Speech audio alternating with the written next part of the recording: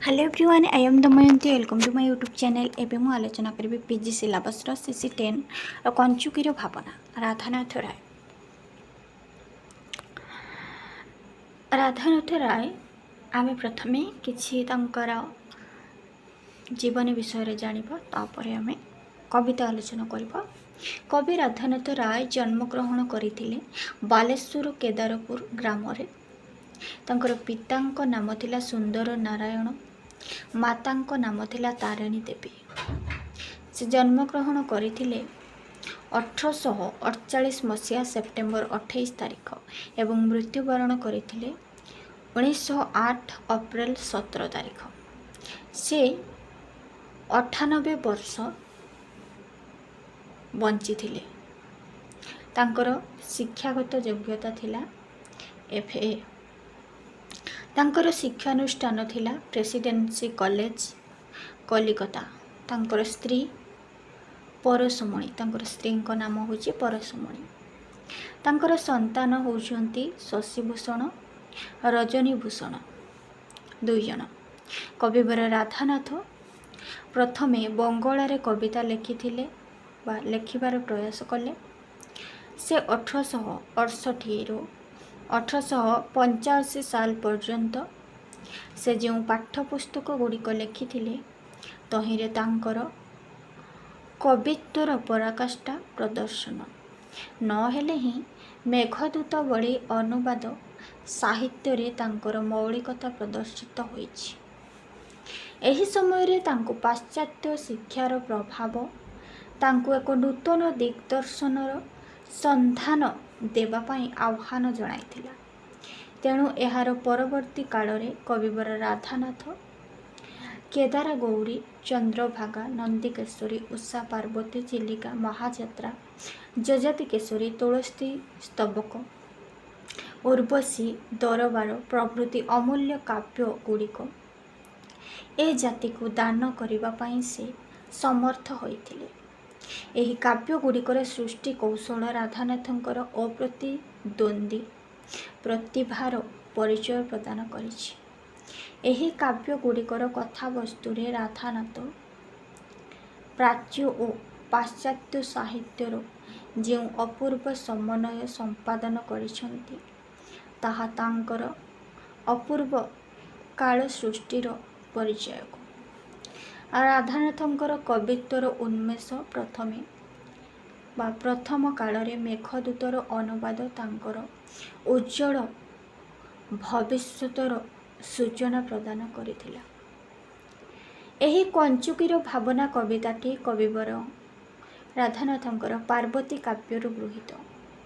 पार्वती काव्य रे राजा गंगेश्वर कन्या प्रणय और राज्यजय लिप्सा मनोवृत्ति प्रकाशित। पार्वती काव्य 1890 मसीह रचित। एही काव्य रे पाश्चात्य कहानीर प्रभाव रही। एही काव्य रे पिता गंगेश्वरंकर कन्यार प्रणयाभिमुखी वर्णित। यह एक विजातीय कथावस्तु। राजा गंगेश्वर मयूरभंजर रत्नपुर दुर्ग युद्ध पाई जीवा अवसर रे कन्या कौशल्या को नहीं जाइछंती एवं कामासक्त होई तांको प्रणयासक्त होई कि से माने सेठी पापा गर्भा होईछि कौशल्या पुत्र संतान मध्य जन्म नेइछि, किंतु राजा ताको मारिबार उद्यम करिसेते मारि देइछंती। शेष रे रानी को सब कथा झीवर प्रेतात्मा जणाई देइछि, गौरी को प्रेतात्मा। तापरे जेतेबेले राजा फेरिछंती युद्धरु तो रानी राजा को मध्य मारि देई निजे मध्य मरि जाइछंती। गंगेश्वर एक पापाचारी राजा, कन्या प्रति प्रणयासक्ता।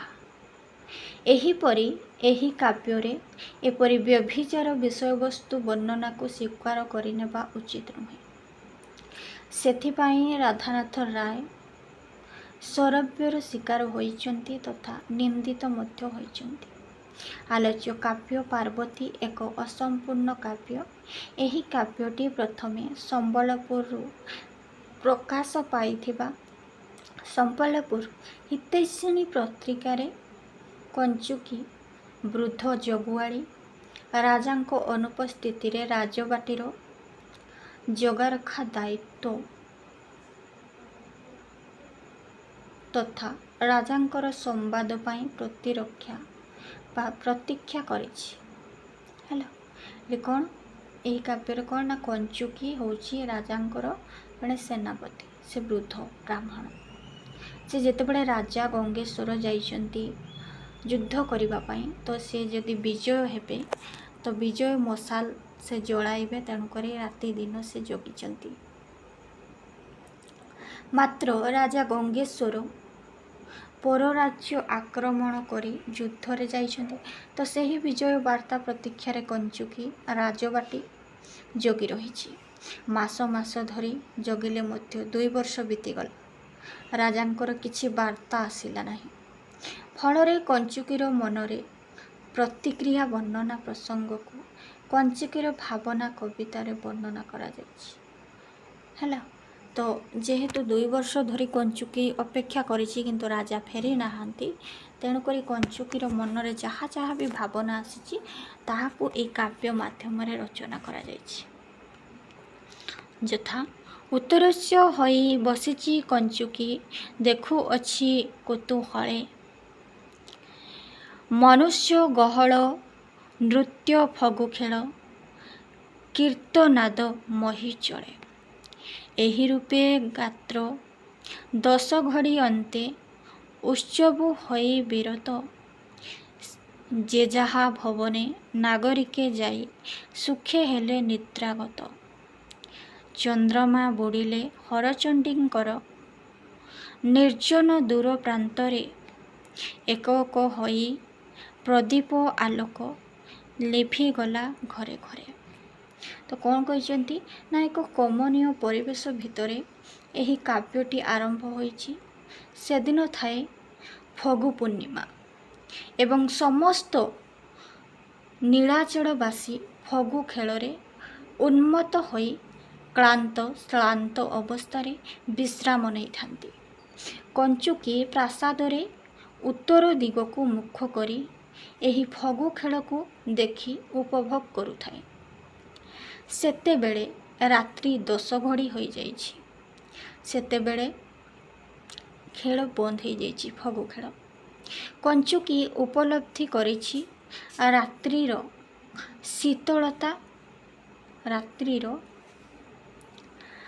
ଶୀତଳତା ପୁରୀଠାରୁ 5 କୋଶ ଦୂରରେ ଅବସ୍ଥିତ ବାଲି ହରଚଣ୍ଡୀ ମନ୍ଦିର ଗୋଟି ଗୋଟି କରି ସମସ୍ତ ନିର୍ବାଚିତ ହୋଇଯାଇଛି। ମାନେ ସମସ୍ତେ ରାତି ହୋଇଯାଇଛି, ସମସ୍ତେ ଶୋଇପଡ଼ିଛନ୍ତି। ହେଲା, ହରଚଣ୍ଡୀ ମନ୍ଦିରର ପଛପଟକୁ ମଧ୍ୟ ଚନ୍ଦ୍ରମା ଚାଲିଗଲେଣି ବୋଲି ଏଠାରେ କଞ୍ଚୁକି କହିଛନ୍ତି। ହେଲା, ଚନ୍ଦ୍ରମା ମଧ୍ୟ ପଛପଟକୁ ଚାଲିଗଲେଣି। ଚନ୍ଦ୍ରମାର ଅବର୍ତ୍ତମାନରେ ଯେଭଳି ଭାବରେ ପ୍ରକୃତି କାଳରୁ ବିପର୍ଯ୍ୟସ୍ତ ହୋଇ ଦେହ ଛାଡ଼ି ଚାଲିଯାଉଛି, ଏହିପରି ପ୍ରଳୟମାନ ହେଉଛି। କେବଳ ରାତ୍ରିର ସେହି ନିସ୍ତବ୍ଧତାକୁ ଭଙ୍ଗ କରୁଛି ଝଙ୍କାରୀର ସେହି ଝଙ୍କାର ନାଦ। ରାତ୍ରିର ଚରମଣି ତଳତାରେ କଞ୍ଚୁକିର ଦେହ ଶୀତେଇ ଯାଉଛି। ସେ ତ ରାତି ସାରା ସେଠି ବସିଛନ୍ତି ନା, ଶୀତ ହଉ, ବର୍ଷା ହଉ, ଖରା ହଉ, ନିସ୍ତବ୍ଧ ଭାବେ ଅପେକ୍ଷା କରି ରହିଛି କଞ୍ଚୁକି। 2 ବର୍ଷ ଧରି ସେ ବସିଛି, କେତେବେଳେ ବିଜୟ ସୂଚକ ମଶାଲ ଜଳି ଉଠିବ ଏବଂ କଞ୍ଚୁକି ରାଜ୍ୟବାସୀଙ୍କୁ ଖବର ଦେବ। ବିରକ୍ତିର ଆଭାସ ଅଛି ଗଙ୍ଗେଶ୍ୱରଙ୍କ ପାଇଁ। ହେଲା, ସେ ବିରକ୍ତି ହେଇଗଲାଣି ଜଗି ଜଗି। ହେଲା, କ'ଣ ହେଲାନି ନା ଚନ୍ଦ୍ରମା ବୁଡ଼ିଲେ ହରଚଣ୍ଡୀଙ୍କର ନିର୍ଜନ ଦୂର ପ୍ରାନ୍ତରେ ଚନ୍ଦ୍ରମା ମଧ୍ୟ ବୁଡ଼ିଗଲେଣି।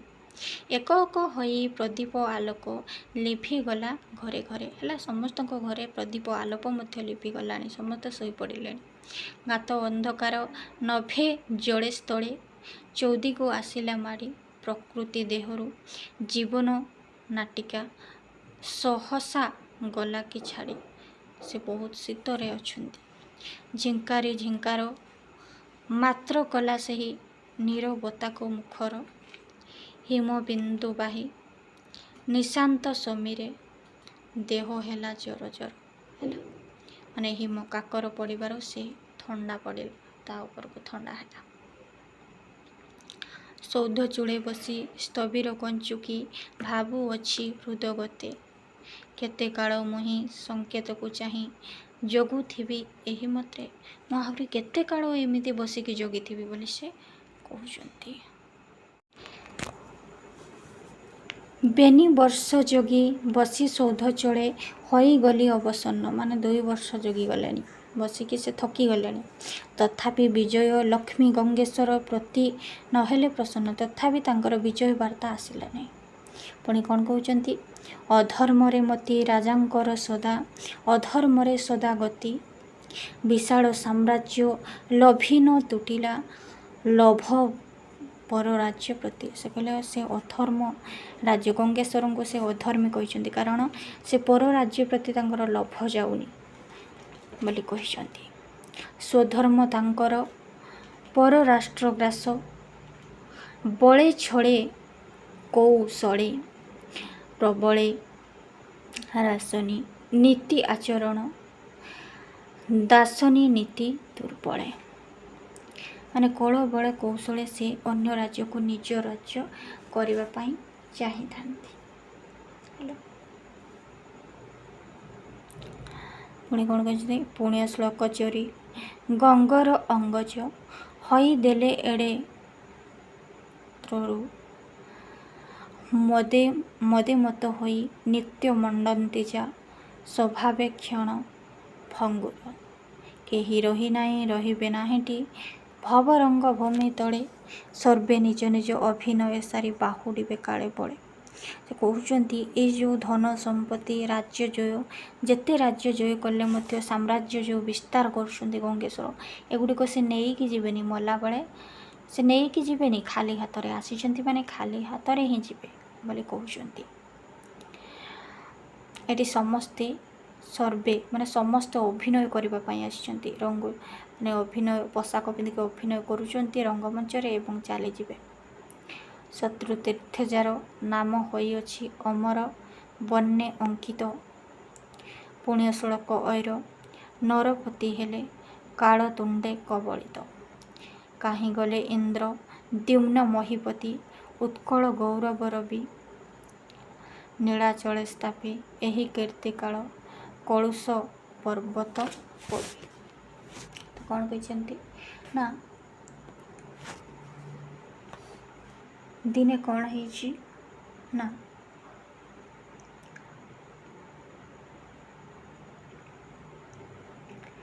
କଞ୍ଚୁକି ଅବସନ୍ନ ମନରେ ଭାବରେ ସେ ଭାବିଛି କେତେ ଦିନ ଆଉ ସେ ଅପେକ୍ଷା କରିବ। ଆଉ କ'ଣ ରାଜା ଗଙ୍ଗେଶ୍ୱର ଦେବଙ୍କ ପ୍ରତି ବିଜୟ ଲବ୍ଧି ପ୍ରସନ୍ନ ହେବେ ନାହିଁ? ତାଙ୍କର ବା ରାଜାଙ୍କର ମତି ସର୍ବଦା ଧର୍ମର ରୂପରେ ପରିଚାଳିତ। ନିଜର ବିଶାଳ ସାମ୍ରାଜ୍ୟ ଥାଇ ପର ରାଜ୍ୟକୁ ଦଖଲ କରିବା ତାଙ୍କର ଏକ ଚିରନ୍ତନ ଧର୍ମ। କିନ୍ତୁ ଏ ସଂସାରରେ କେହି ରହିନାହାନ୍ତି, ସବୁ କ୍ଷଣିକ। କାଳ ମହାକାଳ, ସେ ସର୍ବବ୍ୟାପୀ, ସେ ସର୍ବ ଅନନ୍ତ। କାଳ ସମସ୍ତଙ୍କୁ ନେବ, ଯେ ଧନୀ ହେଉ ଯିଏ ଗରିବ ହେଉ, ଯାହା ପାଖରେ ଟଙ୍କା ସୁନା ପଇସା ଥାଉ ଯାହା ପାଖରେ ନଥାଉ। ସମୟ ଆଗରେ ଓ କାଳ ବକ୍ଷରେ ସମସ୍ତେ ହାର ମାନିଛନ୍ତି, କାରଣ ସମୟ ବଡ଼ ବଳବାନ ଏବଂ ଏହି କାଳ ହିଁ ସମସ୍ତଙ୍କୁ କବଳିତ କରିଛି। ତେଣୁ ସେ କହିଛନ୍ତି କେହି ରହି ନାହିଁ ରହିବେ ନାହିଁଟି, ଭବରଙ୍ଗ ଭୂମି ତଳେ। ସର୍ବେ ନିଜ ନିଜ ଅଭିନୟ ସାରି ବାହୁଡ଼ିବେ କାଳେ କାଳେ। ସମ୍ରାଟ ଐର ଖାରବେଳ ମହାମେଘ ବାହନ, ସେ ମଧ୍ୟ କାଳ କବଳରୁ ନିଶ୍ଚିତ ହୋଇପାରିନଥିଲେ।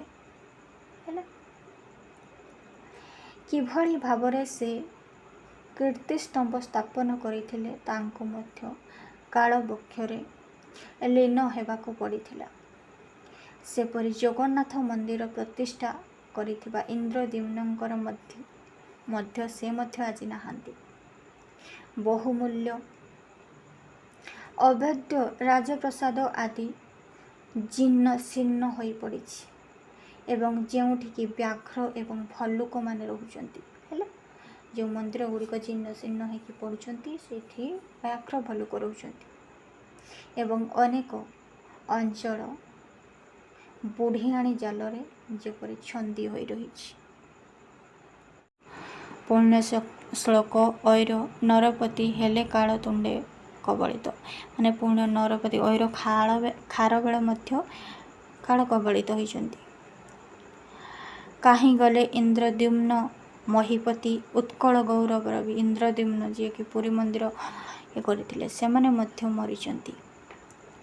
ନୀଳାଚଳେ ସ୍ଥାପି ଏହି କୀର୍ତ୍ତି କଳି କଳୁଷ ପବିତ୍ର ପବି କାଳ ଗର୍ଭେ ଭବେ ନୀଳ ହେଲେ କେତେ କାଳ ଗର୍ଭେ ଭବେ ଲୀନ ହେଲେ କେତେ ମହୀପତି ମହାଯଶା ହୋଇଅଛି ଯାଙ୍କ ଜୀର୍ଣ୍ଣ ସୌଧ ଏବେ ବ୍ୟାଘ୍ର ଭଲ୍ଲୁକର ବସା। ହେଲା, ତାଙ୍କର ସୌଧ ଗୁଡ଼ିକରେ ସବୁ ଏବେ ବ୍ୟାଘ୍ର ଭଲ୍ଲୁକ ରହୁଛନ୍ତି। ଶୈବାଳ ପାଷାଣ ଭେଦିରେ ସୌଧ ହୋଇଛି ନୀଳ ବରଣ। ସେଗୁଡ଼ିକ ସବୁ କ'ଣ କୃମି ତନ୍ତୁ ଜାଲ ହୋଇଅଛି ଏବେ ଗବାକ୍ଷର ଆସ୍ତରଣ। କୃମି ଜାଲ ସବୁ ମାକଳା ଜାଲ ହୋଇଗଲାଣି ସବୁ। ସ୍ୱର୍ଣ୍ଣ ଦୀପଲୋକେ ଉଠୁଥିଲା ତହିଁ ଅଗୁରୁ ଧୂପ ଘଟିକା ତିମିରୁ ତହିଁ ବିଜନ୍ତି ବିଜନେ ପକ୍ଷବାତେ ଚମଚଟା। ହେଲା, ସେଗୁଡ଼ିକରେ ପୂର୍ବରୁ କ'ଣ କରୁଥିଲା ସ୍ୱର୍ଣ୍ଣ ଦୀପ ଜଳୁଥିଲା କିନ୍ତୁ ଏବେ ସବୁ ମାକଡ଼ା ଜାଲ ହୋଇଗଲାଣି। ତଳିଲେ ଅତୁଳ ଦୁର୍ଗ ଯେଉଁ ବୀର ବିରୂପା ତଟିନୀ ତୀରେ ବିରୂପା ତରଙ୍ଗେ ବୁଦ୍ବୁଦ ପରାଏ ମିଶିଗଲେ କାଳ ନୀରେ। ଏବେ ସେହି ଦୁର୍ଗ ଭୀଷଣ ନିର୍ଘୋଷେ ପାଷାଣ ହୋଇ ସ୍ଖଳିତ ଦୂର ଜନପଦ ସୁପ୍ତ ଜନେ କରେ ନିଶୀଥେ ଭୀତ ଚକିତ। ହେଲା, ସେଗୁଡ଼ିକ ସବୁ ପାଷାଣ ହୋଇଯାଇଛି, ପଥର ହୋଇଯାଇଛି। ମହି ଅବତଂସ ଉଜ୍ଜଳ କେଶରୀ ରାଜବଂଶ କାହିଁ ଗଲା। ଯେତେ ସବୁ ଉଜ୍ଜଳ କେଶରୀ ରାଜବଂଶ ସେଗୁଡ଼ିକ ସବୁ କାହିଁ ଗଲା, ସବୁ ମାଟିରେ ମିଶିଗଲା, ସବୁ କାଳ ବା ଯମପୁରକୁ ଚାଲିଗଲେ। ବେଢ଼ିଛି ଉତ୍କଳା କଳେବରେ ଯାଇ ଅମଳ କୀର୍ତ୍ତି ମେଖଳା। ସେହି ବଂଶ କାହିଁ ଏହି କଥା ଯେବେ ଏକାମ୍ ପଡ଼ିଛି ଯାଇ ପ୍ରତିଧ୍ୱନି ଛଳେ କାନନେ ଦେଉଳ ପ୍ରତିବାଣୀ ଦେବ କାହିଁ। ଚିରଦିନ ପାଇଁ କାହାରି ନୁହନ୍ତି କର୍ମଭୂମି ବସୁନ୍ଧରା ପାଞ୍ଚିଛନ୍ତି ରାଏ ଭଜ ବଳେ ଭବେ ଚିରସ୍ଥାୟୀ ହେବେ ପରା। ହେଲା, କେହି ବି ରହିନାହାନ୍ତି ଚିରସ୍ଥାୟୀ ହୋଇକି, ସମସ୍ତେ ଦିନେ ନା ଦିନେ ଯିବେ। ଦିନେ ସେହି ରାଜପୁରୀରୁ କ'ଣ ହେଇଛି ନା ଧୂସର ସୁଗନ୍ଧ ଭାସି ଆସୁଥିଲା ନା ନାହିଁ, କିନ୍ତୁ ବିରୂପା ନଦୀର ଯେଉଁ ବୁଦ୍ବୁଦ କ୍ଷଣିକରେ ଉଠି କ୍ଷଣିକେ ଯେପରି ବିଲୟ ହୋଇଯାଏ, ଠିକ୍ ସେହିପରି ଭାବରେ କେଶରୀ ବଂଶର ଏଇ ଦୁର୍ଗ ଗୁଡ଼ିକ କାଳର କବଳରେ ଭୂଲୁଣ୍ଡିତ ହୋଇଛି। ଏପରିକି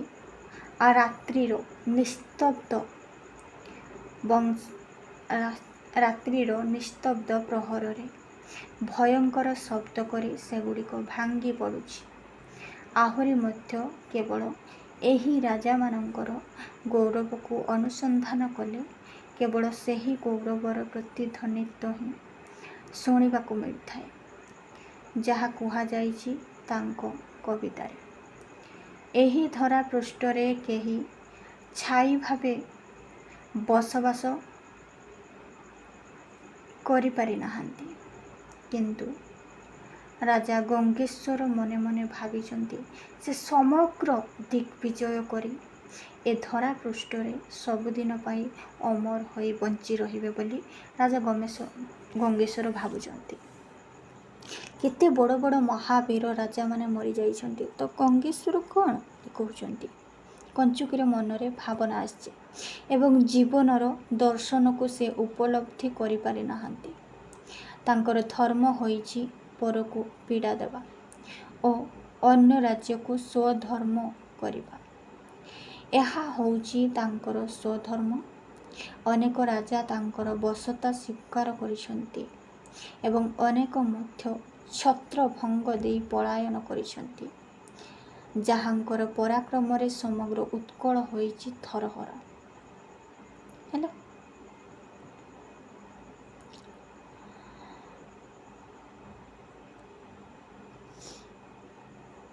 ନିଜ ନଶ୍ୱରତା ଗଙ୍ଗେଶ୍ୱର କେବେ ସ୍ମରିଲେ ନାହିଁ ସପନେ।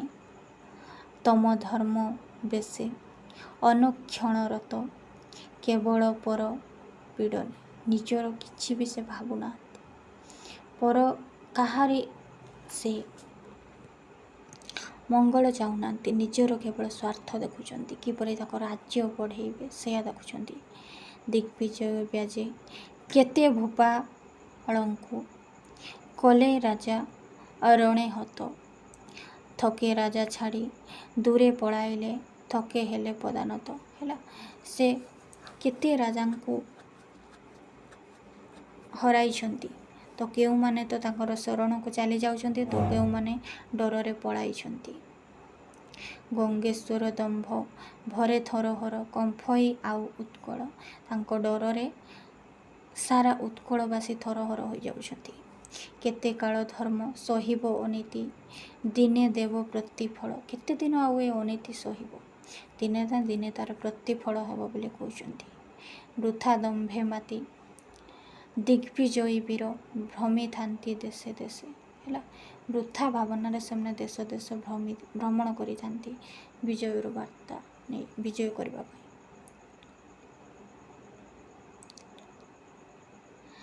ଜେତା ବିଜିତକୁ କରାଳ କୃତାନ୍ତ, ପେଶି ଦିଅନ୍ତେ ନିର୍ବିଶେଷେ।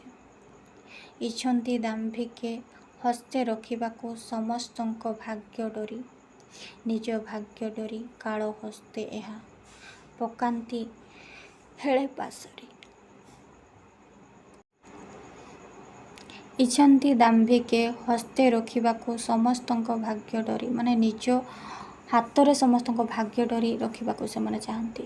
ନିଜ ଭାଗ୍ୟ ଡରି କାଳ ହସ୍ତେ ଏହା ପକାନ୍ତି ହେଳେ ପାଶରି। କିନ୍ତୁ ସମସ୍ତଙ୍କ ଭାଗ୍ୟ ଡରି କାଳର ହାତରେ ଅଛି, ଏଇଟା ସେମାନେ ଭୁଲି ଯାଆନ୍ତି। ଯମଙ୍କ ହାତରେ ଅଛି, ନିଜ ହାତରେ ନାହିଁ। ଅଜ୍ଞାନେ କଳ୍ପନା ଉଦ୍ୟାନେ ଦାମ୍ଭିକ, ଗତେ ଆଶା କୁଞ୍ଜମାନ। ତା ଦେଖି ଅଲକ୍ଷେ ପାଖେ ପାଖେ ଥାଇ ହସୁଥାନ୍ତି ଜନ୍ତୁରାଣ। ହେଲା, ତାଙ୍କର ଏହି ସବୁ ଆଚାରକୁ ଦେଖି ଜନ୍ତୁରାଣ ମାନେ ଯମ ହସୁଥାନ୍ତି।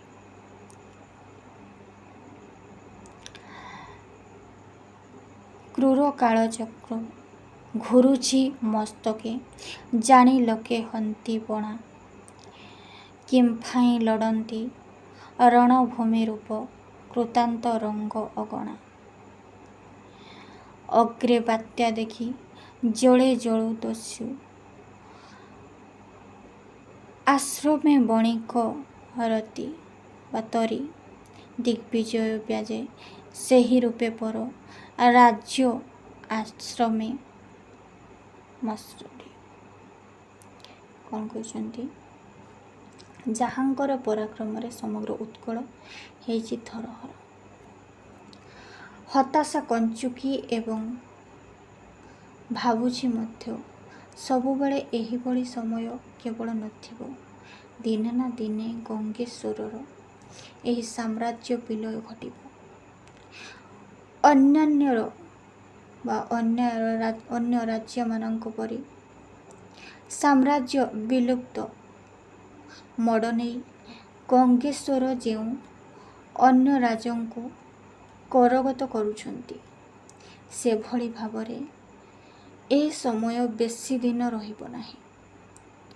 ଅନ୍ୟ ରାଜାମାନଙ୍କର ପରି ଅହଙ୍କାରରେ ମାତି ଅନ୍ୟ ରାଜ୍ୟ କବଳିତ କରି ଅନ୍ୟ ରାଜ୍ୟକୁ କବଳିତ କରି ବୃଥା ସମୟକୁ ନଷ୍ଟ କରୁଥିବା ଗଙ୍ଗେଶ୍ୱର ଏକଥା ବୁଝି ନାହାନ୍ତି ବୋଲି ସେ କହୁଛନ୍ତି। ବିଜିତ ଏବଂ ପରାଜିତ କାଳ ନିକଟରେ ଭୟ ସମାନ ମାତ୍ର ଦାମ୍ଭିକ ଲୋକମାନେ ନିଜର ଅଧୀନରେ ସମସ୍ତଙ୍କୁ ରଖିବାକୁ ଚେଷ୍ଟା କରୁଛନ୍ତି। ସେମାନେ କେବେ ବି ଭାବି ନାହାନ୍ତି ଯେ ସେମାନେ ନିଜେ ମଧ୍ୟ କାଳ ଅଧୀନରେ ଅଛନ୍ତି ବା କାଳ ଅଧୀନରେ ପରିଚାଳିତ ହେଉଛନ୍ତି। ସେମାନେ ଭାବୁଛନ୍ତି ଯେ ଆମେ ନିଜେ ସର୍ବସ୍ୱ ଏବଂ କାଳର କବଳରେ ତାଙ୍କୁ ଦିନେ ନା ଦିନେ ବିଲୟ ହେବାକୁ ପଡ଼ିବ। ମୃତ୍ୟୁ ତ ସୁନିଶ୍ଚିତ, ମୃତ୍ୟୁ ଭୋଗିବାକୁ ପଡ଼ିବ, ଏକଥା ଏହି ଚିରନ୍ତନ ସତ୍ୟ। ଏହା ଚିରନ୍ତନ ସତ୍ୟ, ନିଶ୍ଚୟ ଦିନେ ଦିନେ ମୃତ୍ୟୁ ହେବ। ଆଦୌ ଉପଲବ୍ଧି କରିପାରି ନାହାନ୍ତି ଏ କଥା ସେମାନେ। ଏଥିପାଇଁ କୁହାଯାଇଛି କ'ଣ, ଏ ଭବ ସଂସାରେ ସର୍ବଗ୍ରାସୀ କାଳ, ବାତ୍ୟା ବହେ ଅବିରତ। ଏହା ଜାଣି ଲୋକେ କେଉଁ ଲାଭ ଆସେ, କଳହେ ହୁଅନ୍ତି ରତ। ଗଜକଚ୍ଛପର କଳି ପ୍ରାୟ ମହା, ଦମ୍ଭେ କରୁଥାନ୍ତି ଲୀଳା। ମନେ ନାହିଁ ଦିନେ କାଳ ପକ୍ଷୀରାଜ, ଉପରୁ ମାରିବ ଚିଲା। ନାନା ଦୁର୍ନିମିତ୍ତ ନୀତି ଦେଖି ମନେ ଲାଗେ ବଡ଼ ଡର। ଆସ୍ଥାନ ମଣ୍ଡପେ ଉଡ଼ି ଆସି ଗୃଧ, ବସୁଛି ଥରକୁ ଥର। ପ୍ରତି ଗାତ୍ରେ କେତେ ଉଲ୍କାପିଣ୍ଡ ନଭ, ମଣ୍ଡଳୁ ପଡ଼ୁଛି ଖସି। ଆଜ ରାତ୍ରେ ପୁଣି ପେଚକ ରାବିଲା, ଚନ୍ଦ୍ରାଶାଳା ଚୂଳେ ବସି। ସେ କହୁଛନ୍ତି ପ୍ରତି ରାତ୍ରରେ ଉଲ୍କାପିଣ୍ଡ ପଡ଼ୁଛି ଏବଂ ଆଜି ରାତିରେ ପେଚାମାନେ ମଧ୍ୟ ରାବୁଛନ୍ତି ବୋଲି ସେ କହୁଛନ୍ତି। ନିଶାନ୍ତେ ନରେ ଶୁଭୁଛି ଶବଦ, ଅବଳା ରୋଦନ ଭଳି। ନିଶାନ୍ତ ଯେଉଁ ରାତ୍ରିରେ ଅବଳା କିଏ ଗୋଟେ କାନ୍ଦୁଛି ପରି ଶୁଭାଯାଉଛି।